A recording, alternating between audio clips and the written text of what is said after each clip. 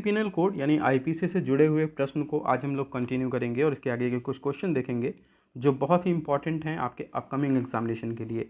बिना किसी further delay के चलिए स्टार्ट करते हैं। फर्स्ट क्वेश्चन देखते हैं कि आशय कार्य है, लक्ष्य हेतु उसका स्रोत है, यानी कि यह कथन किसका है यह आपको बताना है। तो आशय कार्य का लक्ष्य है और हेतु जिसका एक तरीके से सोर्स होता है वो किसने कहा था? ये स्टीफन ने कहा था, बेंथम ने, या फिर ऑस्टिन ने, या फिर केनी ने।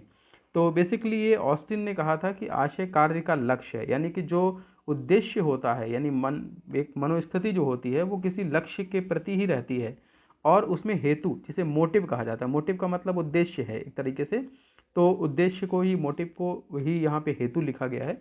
आप लॉ की बुक्स में देखेंगे तो ऐसे हिंदी के बहुत से ऐसे शब्द मिल जाएंगे जिनका आप सामान्य तौर पर अर्थ नहीं जानते हैं, तो उस चीज़ को समझने के लिए भी वीडियो को ध्यान से देखें, चीज़ों को पॉइंट टू पॉइंट नोट करते चलें। अगर आपको कहीं कन्फ्यूज़न लगता है कमेंट्स के थ्रू आप अपना क्वेश्चन पूछ सकते हैं।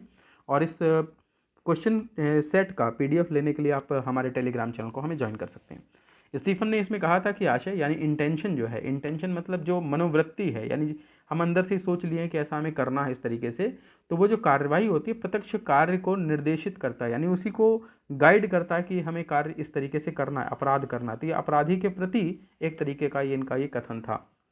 तो इस क्वेश्चन को कथन जो दिया है वो ऑस्टिन ने कहा था, तो क्वेश्चन का जो आंसर होगा वो सही ऑप्शन नंबर सी, यानी कि इनके अनुसार जो ऑस्टिन ने ये लक्ष्य ये कथन कहा था तो उनके अनुसार ये कथन सही है।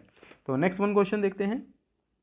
भारतीय दंड संहिता इंडियन पिनल कोड 1860 की धारा 1 यानी पहली धारा किससे संबंधित है? तो एक पजल क्वेश्चन भी है कि भारतीय दंड संहिता की जो धारा 1 किससे संबंधित है। इसका आंसर मैं यहाँ डिस्क्रिप्शन में नहीं बताऊंगा, आप इसका आंसर बड़ी आसानी से कर सकते हैं, तो कमेंट्स के थ्रू आप इसका आंसर मुझे बताएं कि इस प्रश्न के लिए कौन सा उत्तर होगा।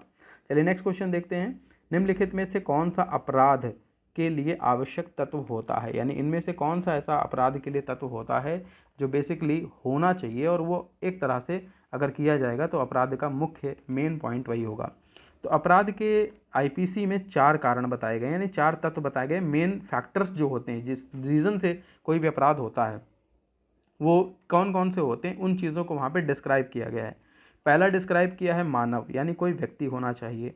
दूसरा व्यक्ति डिस्क्राइब किया गया है मनोस्थिति, यानी कि मेजरस यानी इंटेंशन जिसे बोल सकते हैं, मनोभाव या स्थिति वो होता है।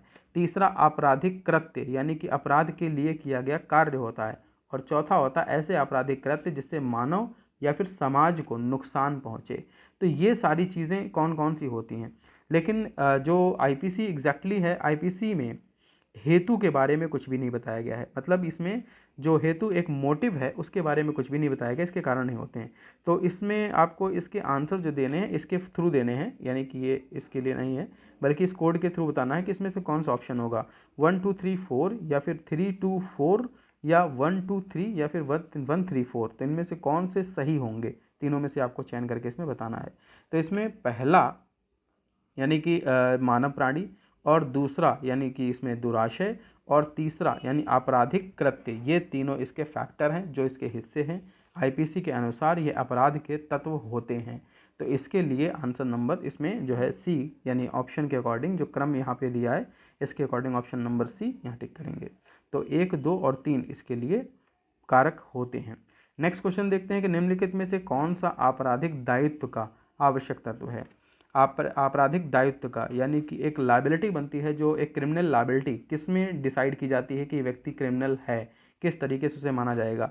आशय और कार्य के माध्यम से माना जाएगा उसे, इसके अतिरिक्त उसे आशय और क्षति के माध्यम से माना जाएगा, क्षति और दोष सिद्ध के माध्यम से माना जाएगा, या फिर तैयारी या अर्थदंड के माध्यम से माना जाएगा। तो किस अवस्था में उसे आपराधिक दायित्व के जो है आधार पर उसे माना जाएगा। तो बेसिकली इसमें फाउलर एक केस था, फाउलर बनाम पेजेट, जिसमें ये कहा गया था कि उसमें निर्धारित किया गया था कि अपराध को करने के लिए, गठित करने के लिए आशय और कार्य दोनों का एक साथ होना, समान होना, मतलब साथ में होना ज़रूरी है। तो उसके अनुसार हम कह सकते हैं ऑप्शन नंबर ए इस प्रश्न के लिए सही उत्तर है। तो ये थे आज के आईपीसी के वो इम्पोर्टेंट क्वेश्चन जो आपको अपकमिंग एग्जामिनेशन में पूछे जा सकते हैं। अगर आप एपीओ की तैयारी कर रहे हैं तो चैनल को सब्सक्राइब ज़रूर करें। AIB की तैयारी के लिए भी आपको यहाँ पर एकदम सॉलिड मटेरियल मिलने वाले हैं। अगर आपको इस वीडियो का PDF चाहिए तो आप टेलीग्राम पे हमें ज्वाइन कर सकते हैं। एक ऐसे ही नए और मज़ेदार वीडियो के साथ नेक्स्ट सेशन में फिर मिलेंगे। तब तक के लिए स्टे हैप्पी, स्टे सेफ।